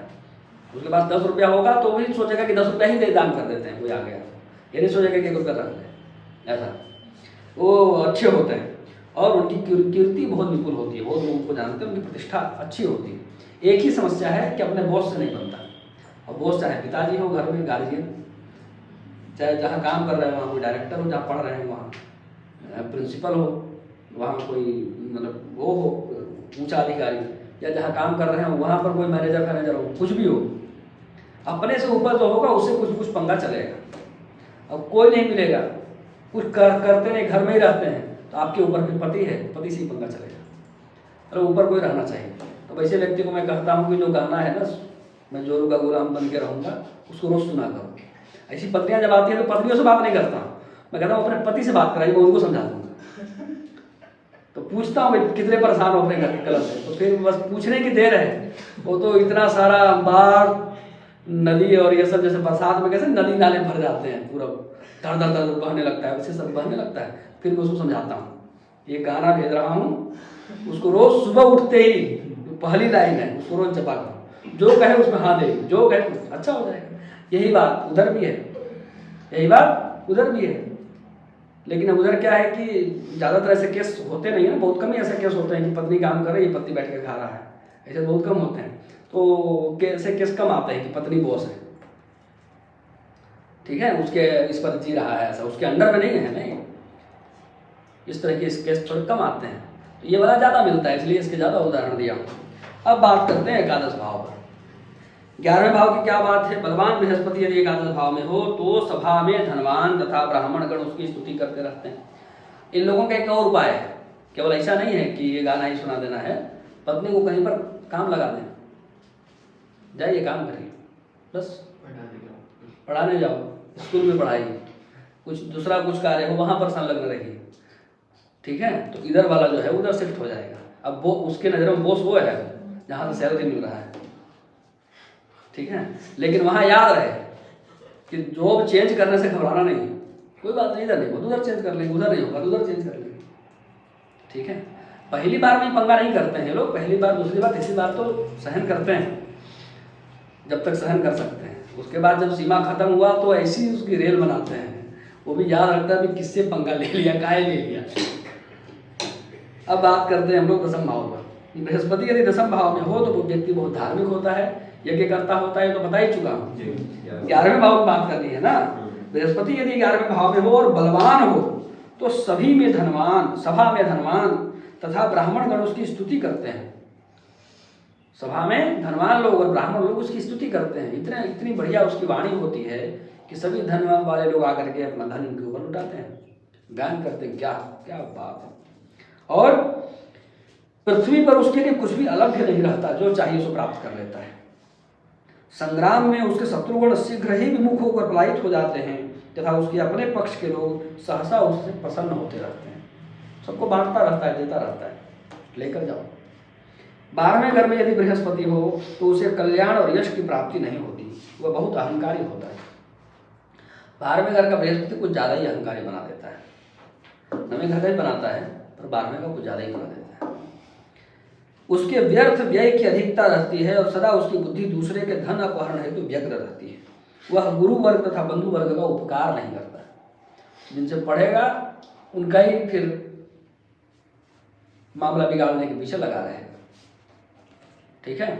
तो ऐसे बच्चों की जब छोटी उम्र में कुंडली आती है तो उन लोगों को यही सलाह देते हैं माता पिता को कि कृतज्ञता सिखाइए और किसी अच्छे गुरु के आश्रय में रहे और उनसे गुरु मंत्र प्राप्त करके नियमित कुछ गुरु मंत्र जपे, गुरु की सेवा करे, उससे बुद्धि सुधरेगी। तो 9वें भाव का के बृहस्पति का फल भी बहुत कम हो जाएगा। 9वें भाव के बृहस्पति के कई सारे लोगों को मैंने देखा है भगवान के प्रति बहुत आस्था बढ़ जाती है, बहुत आस्थावान हो जाते हैं, लेकिन बात वही है कि वो वाली भक्ति नहीं मिलेगी जैसे करुणा वाली भक्ति। आप वो भक्तमाला में पढ़िए, ऐसे भक्त हैं, वैसे भक्त तो नहीं बन पाएंगे, पर जितना फल अशुभता में बताया उसमें बहुत पर्याप्त कमी आ जाती है। मतलब विश्वास नहीं होता है कि इसके 9 में बृहस्पति है, ऐसे 12वें के लिए भी है। 12वें में थोड़ा ज़्यादा ही परिश्रम करना पड़ता है। अब बात करते हैं शुक्र के संबंध में। शुक्र यदि प्रथम भाव में हो तो उसका स्वरूप बहुत सुंदर होता है। शुक्र इतना सुंदर ग्रह चेहरे पर ही बैठ जाए, चेहरा तो दमकता चमकता रहेगा। वह सत्पुरुषों का संग करने वाला, प्रबल शत्रुओं का नाशक होता है। वह मृगनयनी स्त्रियों से नित्य क्रीड़ा करता है, वह उत्तम कर्म करता है, उससे सदा कल्याण की प्राप्ति होती है। एक बाल भी चढ़ गया तो टेंशन में आ जाता, बाल क्यों लड़ रहा है। एक पिंपल्स आ जाएगा तो 100 आदमी को फोन कर देगा, अरे पिंपल्स निकल गया हमारे चेहरे पर, जैसे लगता है कि पृथ्वी कोई बहुत बड़ी घटना घट गई है, भूकंप आ गया है। वो उस समय कंप्रोमाइज नहीं करता है, अपना खान पान रूटीन डाइट सब टाइट रहेगा उसमें। एक चीज शुक्र के साथ समस्या है, यदि केंद्र में कोई ग्रह न हो, केवल शुक्र हो तो ऐसा व्यक्ति बचपन में बहुत संघर्ष करता है, मतलब एक्सेसिव संघर्ष करता है बचपन में। यदि केंद्र में केवल शुक्र हो अकेला, दूसरा कोई ग्रह न हो, तो ये शुक्र की विशेषता है जो मैं बता रहा हूं। अब बात करते हैं द्वितीय भाव में यदि शुक्र हो तो उसका मुख और शरीर सुंदर होता है। वह चंचल नेत्र वाली स्त्रियों को प्रसन्न करने हेतु मधुर वाणी बोलता है तथा वह वस्त्र व धनादि से उसका भंडार परिपूर्ण रहता है। तीसरे भाव में यदि शुक्र हो तो कमलमुखी सुंदरी स्त्रियों से अत्यंत प्रेम होता है। पुत्र सुख से परिपूर्ण होने पर भी उसे काम तृप्ति नहीं होती।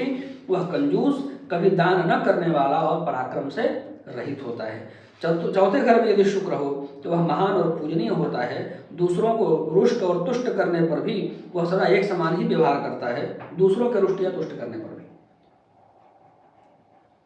क्षणे रुष्टा क्षणे तुष्टा, हाँ ऐसा ही व्यवहार है। ज़्यादा सम व्यवहार, सम प्रकृति होती है, लाभा लाभो जया जयो वैसे ही होता है। चौथे भाव में शुक्र होने पर उसे माता तथा अनेक वाहनों का प्रचुर सुख मिलता है। पंचम भाव में यदि शुक्र हो तो शीघ्र ही पुत्र प्राप्ति होती है। शीघ्र ही पुत्र प्राप्ति होती है मतलब कम उम्र में शादी कर लीजिए तो पुत्र हो जाएगा, नहीं तो बाद में भूल जाइए। पंचम भाव में शुक्र पुत्र होने ही नहीं देता है। पंचम भाव में यदि शुक्र है तो 20 वर्ष, 21 वर्ष, 22 वर्ष, 23 वर्ष में शादी कर लीजिए, 25 के पहले, तो कदाचित एक पुत्र आपको हो सकता है प्रथम गर्भ से, नहीं तो फिर पुत्र पुत्र ही होगी। 5 पुत्री हो जाएगी, 7 पुत्री हो जाएगी, कोई बात नहीं। हमारे शहर में भी कुछ लोग हैं, अभी उनकी प्रशंसा नहीं करूँगा, वैसे प्रशंसा नहीं है, अच्छे लोग हैं, अच्छे पद पर कार्य कर रहे हैं, समाज के लिए बहुत अच्छा करते हैं, और पुत्र प्राप्ति के लिए बहुत दिन तक प्रयास करते रहे। वो किसी की 7 पुत्री है, किसी की 5 पुत्री है, कई बार मना करने के बावजूद। तो अब आते हैं हम लोग इधर छठे भाव में, है ना। हाँ, मंत्र जप वगैरह से सिद्धि मिलती है, सब बहुत अच्छी बात है, सही एकदम सत्य है। पंचम भाव में शुक्र होता है तो किसी भी मंत्र में बहुत जल्दी सिद्धि मिल जाती है। षष्ठ भाव में यदि शुक्र हो तो कभी भी उसके शत्रु का नाश नहीं हो पाता। शत्रु लोग परेशान करते ही रहते हैं, उसका खर्च बढ़ता रहता है, उसके यंत्र से संपादित कार्य भी नष्ट हो जाते हैं, कुत्सित मंत्रों के जब से उसकी कुल प्रतिभा का नाश हो जाता है। सप्तम भाव में यदि शुक्र हो तो स्त्री से पूर्ण सुख होता है और संतान भी अच्छा रहता है, किंतु उसका दाम्पत्य जीवन अच्छा नहीं रहता। आ गया ना। वह उत्तम कलाकार होता है लेकिन उसे कमर में वायुजन्य विषम कष्ट रहता है। ठीक है, पाचन अच्छा नहीं होने के कारण भी बता दे रहा हूँ। शत्रु शुक्र वाला आकर बोले कमर दर्द है तो कमर दर्द की दवा मत दीजिए, उसको जठराग्नि प्रदीप्त होने का उपाय बताइए। सुबह बोलिए कि सुबह 1-1.5 लीटर पानी पियो, गुनगुना पानी सुबह में 1-1.5 लीटर पियो।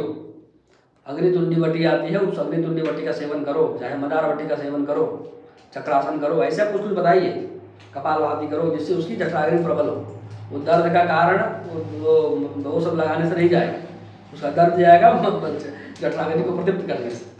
ठीक है, अष्टम भाव की बात करते हैं। अष्टम भाव में यदि शुक्र हो तो कटु वचन बोलने वाला और चिरंजीवी होता है, उसे अनेक वाहनों और नौकरों का सुख मिलता है, उसे धन लाभ बहुत कठिनाई से होता है, उसकी कभी धन वृद्धि तो कभी ऋण वृद्धि हो जाती है, वह शत्रुओं से परेशान रहता है, बहुत कष्ट से शत्रुओं पर विजय पाता है। यह अष्टम भाव के शुक्र का फल है। नवम भाव पर आ जाइए। नवें घर में यदि शुक्र हो तो बहुत धनवान होता है, गुरु के जैसा अच्छा फल है इसका। अपना धन लोगों को ब्याज देकर सतत धन वृद्धि करता रहता है, खुद नहीं कमाता, अन्य लोग उसके लिए कमाते हैं। नवे में शुक्र बुध और शुक्र तीनों का एक ऐसा फल है, दूसरे लोग कमा कमा के उसको पैसा देते हैं। वह बहुत धार्मिक होता है, यज्ञ कर्मों में प्रवृत्त रहता है, यज्ञ कर्म अपने लिए करता है। बृहस्पति जैसा पाखंड शुक्र में नहीं है, नवे भाव है ना। बृहस्पति में भी केवल 9वें और 12वें में है, सभी भाव में है ऐसा नहीं। वो भी बोगस नहीं है, 100% बोगस नहीं है। ठीक है, दसम ये हो गया। भ्रातृसुख और शारीरिक सुख भी पूर्ण रूप से प्राप्त करता है। दसम भाव में यदि शुक्र हो तो उसके कुल का नाश होता है, धन के खर्च में अनेक भ्रम उत्पन्न होते हैं। भ्रमवश 2 के स्थान पर 4 रुपया दे दिया, है ना। सामान लिया 30 रुपया का 60 रुपया दे दिया, 40 रुपया लौटाना था, 40 रुपया दे के चल दिया। ये सब चीजें वो गड़बड़ करता रहता है पैसों के मामले में, दसम भाव का शुक्र होने पर, है ना। अपने द्वार से ब्राह्मणों को अपमानित करके लौटाने के कारण तथा शत्रुओं से वाद विवाद में उसको नीचा दिखाने में उनका ज्यादातर धन नष्ट हो जाता है। शत्रुओं को नीचा दिखाने की प्रवृत्ति उसके अंदर होती है, दिखावे की खूब आदत होती है कि लोग मेरे को बड़ा समझें, लोग मुझे अच्छा समझें। दूसरा कोई कुछ ले लिया तो अपनी क्षमता नहीं है तो भी कर्ज करके ले आएगा। अच्छा, वो हीरो होंडा स्प्लेंडर लेकर के आया है, ठीक है, मैं बड़ा वाला ग्लैमर ले आता हूँ। ठीक है, इस प्रकार का कंपटीशन वो करता रहेगा अपने आप अड़ोसी पड़ोसी से, ब्राह्मणों का आदर नहीं करेगा, इन सबसे मामला बिगड़ता है। 11वें घर में यदि शुक्र हो तो अति सुशील और देदीप्यमान मुखमंडल वाला होता है, वह सभा में वाक्पटु होता है, धन धान्य से परिपूर्ण होता है, राजपद प्राप्त करता है, अतुलित गति मिलती है। उसके शत्रु हमेशा उससे भयभीत रहते हैं और ईर्ष्या करते हैं। 11वें भाव में शुक्र का लगभग अच्छा ही फल है। 12वें घर में यदि शुक्र हो तब मामला गड़बड़ हो जाता है। आमदनी अठन्नी, खर्चा शौक बड़े बड़े, 20,000 की नौकरी है, आईफोन लेके घूम रहे हैं, किडनी बेच करके आईफोन ले लिया। इस प्रकार की चीजें 12वें घर में शुक्र होने पर शौक बड़े बड़े पालता है, बड़े बड़े शौक पालता है। ठीक है, घर जो उसका चल रहा है वो किराए के घर में रह रहा है, उस पर वो चला हुआ है, लोन चला हुआ है। अब फोन जो है वो कैश में ले आया, कर्जा ले लेते हैं, इधर से ले आते हैं। ये सब चीजें 12वें घर में शुक्र, उसका मुख्य कारण यही है कि शौक अपनी क्षमता से ऊपर पाले रहता है। अब शौक उतना है तो उस हिसाब से परिश्रम करिए और सही तरीके से वहां तक पहुंचिए। ऋणम कृत्वा घृतम पिबेत कितना दिन चलेगा। ठीक है, उसमें गुणों की कमी रहती है, वह हमेशा काम क्रीड़ा के प्रति आसक्त रहता है, अचानक या कारण ही मित्रों से विरोध कर लेता है। इन सब के बाद भी वह अपने जीवन में कई श्रेष्ठ कर्म भी अवश्य करता है। ठीक है, अब आगे बात करते हैं शनि के 12वें भावों के फल के संबंध में। पहले घर में यदि शनि हो तो धन से शोभित, विवाद से विषादग्रस्त, बलवान शत्रुओं का नाश करने वाला और असंतोषी होता है। वह सदा व्यग्र, क्रोधी, शनि के समान खराब दृष्टि वाला, वह दूसरे के उत्कर्ष को सहन नहीं कर पाने वाला और अनेक व्याधियों से ग्रस्त रहता है। लग्न में शनि होने पर चेहरा सांवला होता है, यह भी एक पल याद रखिए। द्वितीय भाव में यदि शनि हो और व्यक्ति बहुत परिश्रमी होता है, खूब परिश्रम करता है, जितना काम करा लो वैसा। द्वितीय भाव में यदि शनि हो तो जातक कुल परिवार से त्यक्त होता है, उसके परिवार वाले उसको त्याग देते हैं, परंतु प्रदेश में जाकर सदा अभिष्ट वस्तुओं का लाभ प्राप्त करता है। साथ ही वह मित्रों के प्रति सदा दुर्वचन बोलने वाला और परम स्वार्थी होता है। इसके बाद तृतीय भाव की बात करते हैं। तीसरे भाव में शनि का फल अच्छा ही है। व्यापार से अधिक आनंद नहीं होता, अर्थात व्यापार से पूर्ण धन नहीं मिलता। उसके भाग्योदय में अनेक विघ्न बाधाएं उपस्थित होती हैं। वह परम दुष्ट स्वभाव का होता है और सम्मान करने वालों के प्रति भी दुष्टता ही करता है। ये सब शुभ फल है क्या? शुभ फल ही है। कैसे? कहा कि व्यापार से लाभ नहीं होगा, मतलब नौकरी लगेगी, ये तय मान के चलिए। तीसरे घर में जो शनि है, मंगल का, शनि का, राहु का, इन लोगों का तीसरे घर में अच्छा फल है। सूर्य का भी अच्छा। सूर्य का एक खराब फल है कि सूर्य आग का गोला बैठता है तो भाई बहन उसके सामने टिकते ही नहीं, वो सब छोड़ छाड़ के भाग जाते हैं। बाकी सभी चीजें जो गड़बड़ है तो गड़बड़ तो खैर है। शनि की दृष्टि भाग्य भाव में होती है। शनि जहाँ देखता है वहाँ गड़बड़ करता है, गुरु जहाँ बैठता है वहाँ गड़बड़ करता है। गुरु स्वयं जहाँ बैठता है, सूर्य भी और गुरु भी दोनों का एक ही नेचर है। जहाँ बैठ जाते हैं वहाँ कुछ ना कुछ गड़बड़ करते हैं। सूर्य की एक विशेषता है, जहाँ देखता है वहाँ कुछ अच्छा भी कर देता है। शनि की एक विशेषता है, बैठता है वहाँ अच्छा करता है, जहाँ देखता है वहाँ खराब करता है। ये सब ग्रहों के बेसिक नेचर है। तो भाग्य भाव को देखने के कारण भाग्य बहुत देर से काम करता है, नहीं करता ऐसा नहीं है, करता है। शनि ये चाहता है कि तुम केवल भाग्य के भरोसे बैठे मत रहो। शनि ये चाहता है कि तुम काम करो, बाकी भाग्य का फल तो कर्मण्येवाधिकारस्ते मा फलेषु कदाचन, ये शनि का नियम है। ठीक है, कहाँ चल रहे थे हम लोग? तृतीय भाव में शनि का। ठीक है, भाग्योदय में विघ्न बाधाएं उपस्थित होती है, लेकिन भाग्योदय नहीं होता है ऐसा नहीं है, विघ्न बाधाएं उपस्थित होती सिर्फ इतना ही है। ठीक है, और दुष्ट स्वभाव का होता है, सम्मान करने वालों के प्रति भी दुष्टता ही करता है। तो तीसरे भाव में शनि के कारण उसका पराक्रम विचित्र तरह का होता है, इस वजह से दुष्टता की बात यहाँ पर कही गई है। पर यदि वहाँ पर शनि अपनी राशि में हो तो इस चीज में बहुत कमी आ जाती है। स्वगृही हो जाए, उच्च राशि का हो जाए, तब ये फल तभी ज़्यादा देखने को मिलेगा जब शनि वहाँ शत्रु राशि में या नीच राशि में हो, नहीं तो दुष्टता कमी देखने को मिलेगी। वैसे तीसरे घर में जो शनि होता है दुष्टता तो करता है, इसमें कोई डाउट नहीं है, लेकिन वो व्यक्ति उन लोगों के साथ ज़्यादा दुष्टता करता है तो उसके प्रति दुष्टता रखते हैं। यस्मिन यथा वर्तते यो मनुष्य तस्मिन तथा वर्तितव्यम स धर्मः। वो छोड़ता नहीं, माफ नहीं करता। मेरे साथ गड़बड़ किए हो तो तुम माफ कर देंगे, ये वाला सिस्टम नहीं। ये तीसरे घर में शनि का फल है। अब इसको आप चाहे अच्छा मान लीजिए चाहे खराब मान लीजिए। ठीक है, अब आते हैं चौथे भाव के शनि का फल।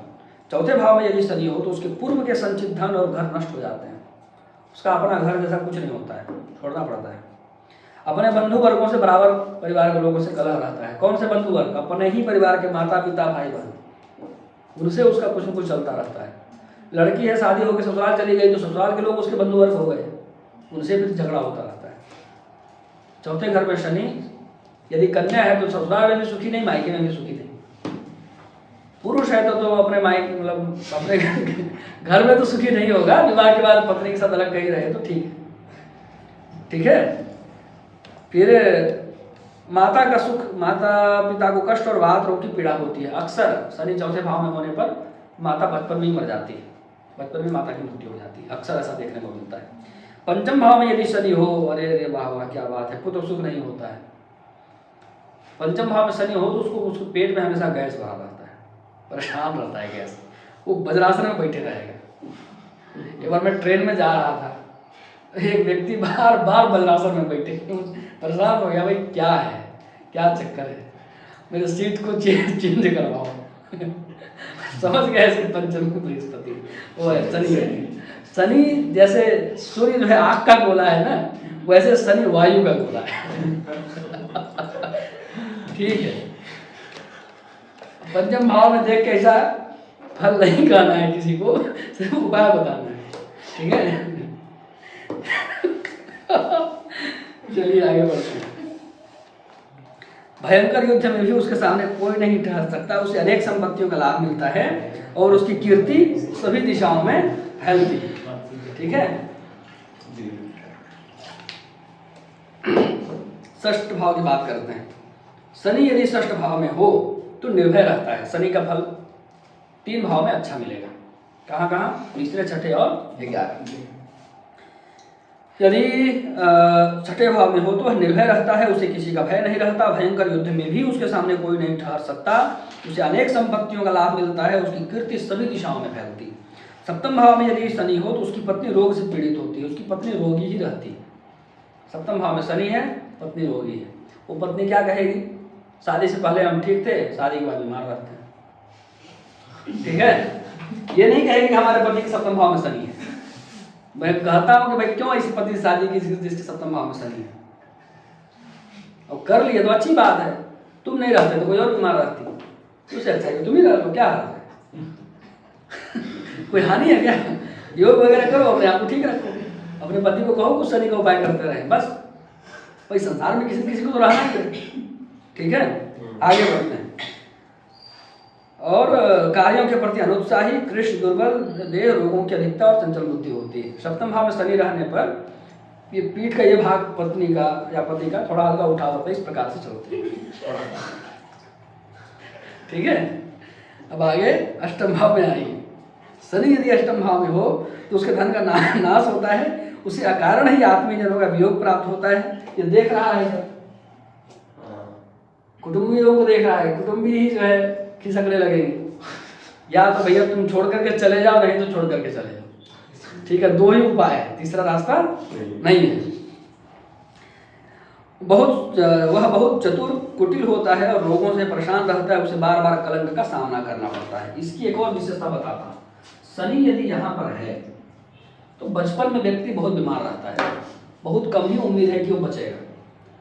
अक्सर उसके माता पिता यदि आपके पास आए हैं तो यही पूछने के लिए आए हैं कि बस इमरजेंसी वाले कंडीशन में आएंगे कि मेरा बच्चा आईसीयू में है, क्या करें। ऐसा यदि वो 20 वर्ष तक जिंदा रह गया अपने पिता के बल से, माता पिता के बल से, इधर कुंडली के कुछ ग्रह योगों से, है ना, तो फिर उसकी आयु लंबी होती है, 80+ जीता है, उसमें कोई दाग नहीं। अगर यदि अष्टम में शनि है तो ये तो ऐसा है, शनि नीच भी होगा, शत्रु में भी होगा तो दीर्घायु देगा, ठीक है। भले नीच है, शत्रु राशि में है तो रोग दे करके दीर्घायु बना रहा है कि जीने भी नहीं देंगे और मरने तो देंगे नहीं, ठीक है। ये अष्टम भाव का नेचर है। नवम भाव में यदि शनि तो जातक कर्मठ होता है, लेकिन अपने मित्रों से दुखी भी रहता है। तीर्थ यात्रा तथा दान के प्रति उसकी विशेष रुचि होती है। वह अत्यंत स्वाभिमानी होता है।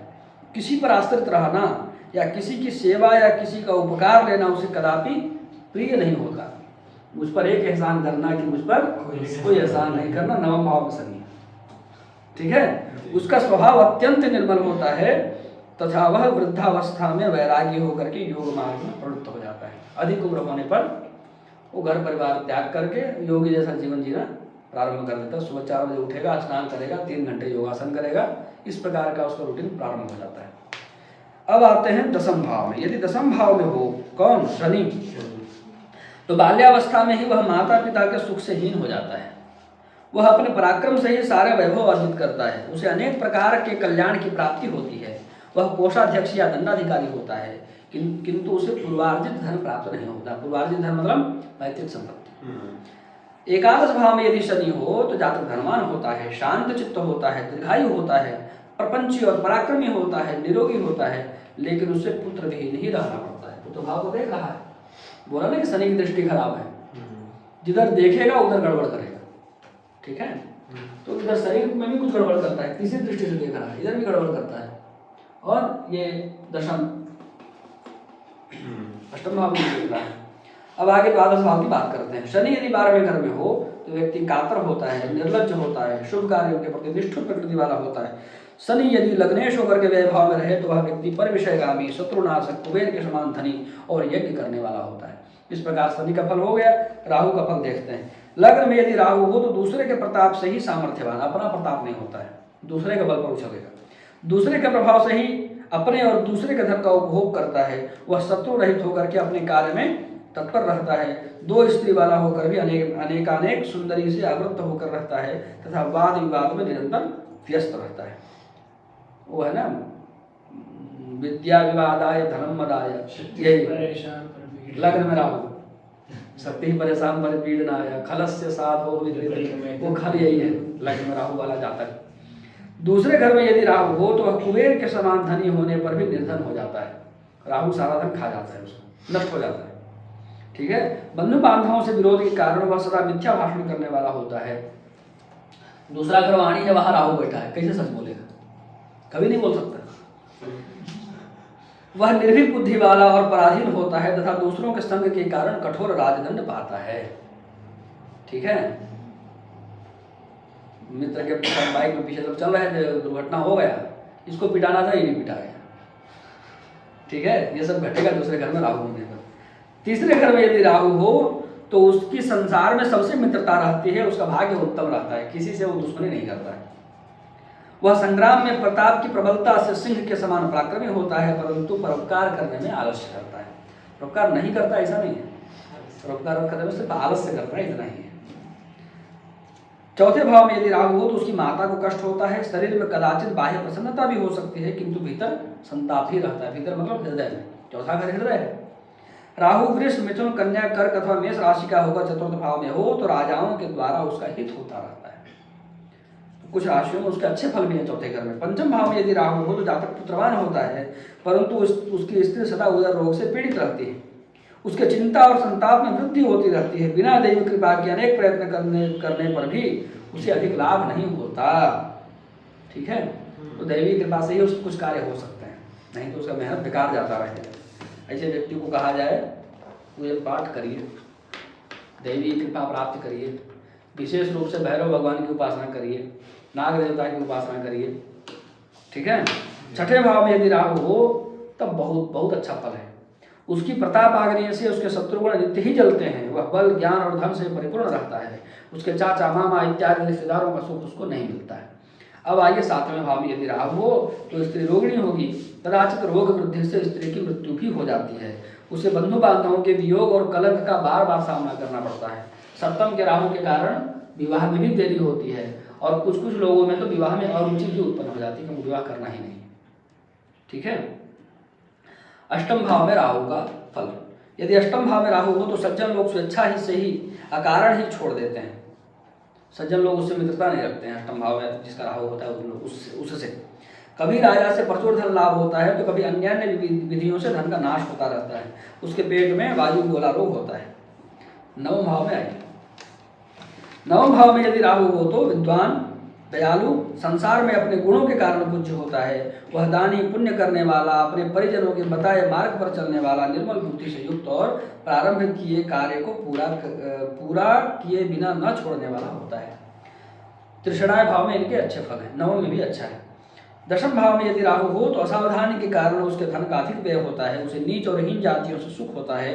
वह सदा चिंता युक्त रहता है तथा उसे अपने परिजनों एवं पिता का सुख नहीं प्राप्त होता। वह विधवा स्त्रियों और दुर्जनों से प्रेम करता है। 11वें घर में यदि राहु हो तो उसे मलेच्छों से सदा धन की प्राप्ति होती रहती है। बुद्धिमान मनुष्यों से मैत्री होती है। उसे शीघ्र ही पुत्र की प्राप्ति होती है। उसकी दूसरे के धन अपहरण की लालसा और अहंकार युक्त बुद्धि होती है। वह नौकरों के साथ मित्रता करने वाला होता है। 11वें घर में राहु, उसके पूर्व मतलब माता पिता भी किसी को धन दिए रहेंगे ना तो कुछ न कुछ जुगाड़ कर, पता लग जाए उसको, जुगाड़ करके वापस हड़प लेगा। ये इस प्रकार की बुद्धि उसकी होती है। लेकिन 11वें घर में या दूसरे घर में राहु हो तो उस व्यक्ति का धन नष्ट हो जाता है। वो अपने धन का उपभोग नहीं कर पाता, नष्ट होना ही होना है। ठीक है। उस प्रकार से खुल करके दान करने की प्रवृत्ति नहीं होती, राहु नहीं करने देता है। 12वें घर में यदि राहु हो तो जातक बहुत दीनहीन होता है, पार्श्व भाग यानी इधर, और हृदय में उसे वायु जनित शूल होता है। प्रयत्न करने पर भी उसके किसी भी कार्य के आदि में अनिष्ट फल तथा अंत में शुभ फल होता है। उसे निरंतर दुष्टों से परम मैत्री और सज्जनों से परम शत्रुता होती है। 8-10 वर्ष पहले हमारे पास कोई आए थे कि हमको हृदय में उन्होंने कहा कि हमको धक ही रहता है। धक क्या है, बैठिए बताइए पहले। उनका मैं समझा सारा मामला, कुंडली मंगवाया, कुंडली वगैरह देखा, 12वें घर में राहु था, बहुत इलाज करवा लिए, कुछ नहीं हो रहा है। बहुत इलाज करवा लिए फिर भी कुछ नहीं हो रहा है, तब आप क्या करेंगे, क्या किया जाए? बहुत चिंतन विचार करके फिर मैंने उनको कहा कि काल मेघ सेवन करिए। काल मेघ सेवन करने के लिए करिए कह के बोला और छुट्टी कर दिया, जाइए मिलेंगे 1 महीने के बाद। 1 महीने तक वो काल मेघ सेवन करती रही, ठीक हो गया। क्यों हो रहा था? पाचन खराब था इसलिए हो रहा था। 11वें घर में राहु हो, 12वें घर में राहु होता है तो वातजन्य शूल होता है, वात का समाधान कर दीजिए। और डॉक्टर को क्या पता है, वो करते रहेगा, तो कहेगा चेक करके कुछ नहीं है, ठीक है। अब जिसको कष्ट होता है वही समझता है कि कुछ तो है। केतु का फल बाकी है, उसको पढ़ लेते हैं। केतु यदि लग्न भाव में हो तो उसे अपने बंधु जनों से निरंतर क्लेश और दुर्जनों से भय होता है। उसे मानसिक चिंता, विकलता, पेट में दर्द आदि कष्ट रहता है तथा उसकी स्त्री को भी कष्ट प्राप्त होता है। दूसरे घर में यदि केतु हो तो बुद्धि व्यग्र रहती है, राजा से धन हानि होता है, बंधु बांधवों के साथ कलह होता है, सभा में रुक्ष वाणी बोलता है, उसके अपने पक्ष वालों को चतुर्दिक पीड़ा होती है। धर्म भाव में केतु यदि अपनी मेष राशि का हो तो स्वग्रह की राशि का हो तो सुख भी प्राप्त होता है, धन भी मिलता है। तीसरे भाव में भी केतु का फल अच्छा है, सुख देता है, धन देता है, भोग देता है, बल देता है, तेज की वृद्धि करता है। भीषण संग्राम में उसके शत्रुओं का नाश होता है, उसके दोनों बाहुओं में व्यथा होती है, मन में भय होता है, चिंता की व्याप्ति होती है, मित्रों को कष्ट होता है। अशुभ राशि में रहेगा तभी अशुभ फल होंगे, शुभ राशि में शुभ फल ही है। चौथे भाव में यदि केतु हो तो माता को सुख नहीं मिल पाता, मित्रों के द्वारा पैतृक धन का नाश होता है, उसका निवास अपने घर में कभी नहीं होता। यदि वह घर में निवास करता है तो घर में कलह होता रहता है। केतु यदि चतुर्थ भाव में होकर अपने उच्च या स्वगृह में हो तो बंधुओं का पूर्ण सुख प्राप्त करता है। पंचम भाव में केतु हो तो सहोदर भाइयों को बहुधा शस्त्राघात से कष्ट संभव रहता है। अपनी खराब बुद्धि के कारण उसे अत्यधिक पीड़ा भी होती है। पुत्र के साथ निरंतर कलह होने के कारण उसे पुत्र सुख भी नहीं मिलता। पंचम में वो हो जाए, पुत्र तो दे देता है केतु, लेकिन वो पिता से बनता नहीं और रोज झगड़े होते हैं। छठे घर में यदि केतु हो तो मातृकुल से सम्मान नहीं मिलता। गाय, बैल, भैंस, घोड़े इत्यादि का सुख होता है। उसे आरोग्य, व्याधि नाश, धन का ह्रास, वाद विवाद में भयंकर प्रतिवादी का भी नाश आदि फल मिलता है। जीत ही जीतेगा ही प्रतिवादी से। छठे घर में यदि केतु है तो प्रतिवादियों से जीतेगा। ये लोग कॉम्पिटिटिव एग्जाम में भी अच्छा वो परफॉर्मेंस देते हैं, छठे घर में केतु वाले। सप्तम भाव में यदि केतु हो तो उसे मार्ग में तथा जल से भी अत्यधिक भय होता है। सप्तम भाव का होकर यदि वृश्चिक राशि में स्थित हो तो गया हुआ धन भी स्थिर होता है। स्त्री को कष्ट और खर्च में वृद्धि होती है, किंतु धन की समृद्धि के कारण सुख अवश्य प्राप्त होता है। अष्टम भाव में यदि केतु हो तो उसे सर्वदा अर्श इत्यादि रोग होते रहते हैं, पशुओं से भय होता है, धन के आगमन में रुकावट होती है। केतु अष्टम भाव में यदि शुभ राशि में हो यानी मिथुन, कन्या, वृश्चिक, मेष, वृष इनमें से किसी राशि में हो तो राजकुल से धन प्राप्त करता है। नवम भाव में यदि केतु हो तो जातक को पुत्र तथा धन का लाभ होता है। उसे सदा नीच जातियों से लाभ मिलता है, उसके सभी कष्टों का नाश होता है। उसे तपश्चर्या तथा दान शास्त्र विधि से न करने के कारण उपहास का पात्र बनना पड़ता है। यह शास्त्र विधि मुझसे नीचे वर्तते कामकारः, ये इन्हीं लोगों के लिए है। शास्त्र विधि को उतने श्रद्धा से नहीं मान पाते हैं। दशम भाव में यदि केतु हो तो उसके पिता को बराबर कष्ट होता है अथवा वह स्वयं कुरूप होता है और निश्चित ही उसका भाग्य खराब होता है। घोड़ा, हाथी, गाय, बैल आदि से उसे भय होता है। परंतु यदि केतु दशम भाव का होकर वृश्चिक, वृष, कन्या, मेष इनमें से किसी राशि में हो तो उसके शत्रुओं का नाश होता है। 11वें भाव में यदि केतु हो तो व्यक्ति पूर्ण भाग्यवान होता है। उसकी कांति उत्तम होती है, बुद्धि निर्मल होता है, उत्तम वस्त्र पहनता है और उसको भी अर्श इत्यादि रोग होते हैं। उससे विविध प्रकार से धन का लाभ होता रहता है, परंतु संतान सुख हेतु वह अत्यंत विकल रहता है। इधर केतु की दृष्टि पड़ रही है। द्वादश भाव में यदि केतु हो तो भी उस व्यक्ति को अर्श इत्यादि रोग हो सकते हैं। नेत्र में कष्ट होता है, नाभि के आसपास कष्ट होता है, ननिहाल पक्ष का सुख नहीं मिलता है, वाद विवाद में वह सर्वदा विजयी होता है, उसका व्यवहार राजा के समान होता है, वह संसार के सभी सुख संसाधन प्राप्त करता है। लेकिन 12वें घर का केतु होने पर चिंता बनी रहती है और नींद बहुत कम ही पूरी होती है। इस प्रकार से सभी 9 ग्रहों के भावों का फल आज हो गया। इन भाव फलों को किस कुंडली में देखना है? भाव चलित कुंडली में देखना है। ठीक है, तो इन सब चीज़ों को एक दिन में पढ़ के तो बात नहीं बनेगी, बन जाएगी। एक दिन पढ़ करके कथा सुन करके तो बात बनेगी नहीं, आज की कथा तो पूर्ण होगी। इसको तो बार बार रिवीजन करना होगा, दिमाग में बैठाना होगा, फलों को याद करना पड़ेगा, तभी आप किसी को ठीक से मार्गदर्शन कर सकते हैं, तभी आप किसी के लिए कुछ अच्छा निर्णय ले सकते हैं। किसी के लिए तो छोड़िए, अपने लिए भी अच्छा निर्णय तभी ले सकते हैं जब आपको ठीक से सभी ग्रह स्थितियों का पता हो। भाव फल का ज्योतिष में सबसे ज़्यादा महत्व है, सबसे ज़्यादा महत्व। इसीलिए केवल भाव पर आधारित कई सारी पुस्तकें हैं जो केवल भाव फल पर है। ऐसी कई सारी पुस्तकें मिलती हैं ज्योतिष पर केवल भाव फल पर आधारित। तो भाव फल का अत्यंत महत्व होने के कारण आज की यह जो कक्षा 15 दिन की है वह भी बहुत महत्वपूर्ण हुई। तो इसको जल्द ही हम लोग यूट्यूब पर शेयर करेंगे और आप सभी दर्शक लोग इसका अभ्यास करिए, अनेक कुंडलियों से इसका मिलान करिए, इसकी प्रैक्टिस करिए और अच्छा लगे तो इसको जो ज्योतिष के प्रति रुचि रखने वाले लोग हैं उन तक पहुँचाइए। जय श्रीमन्नारायण।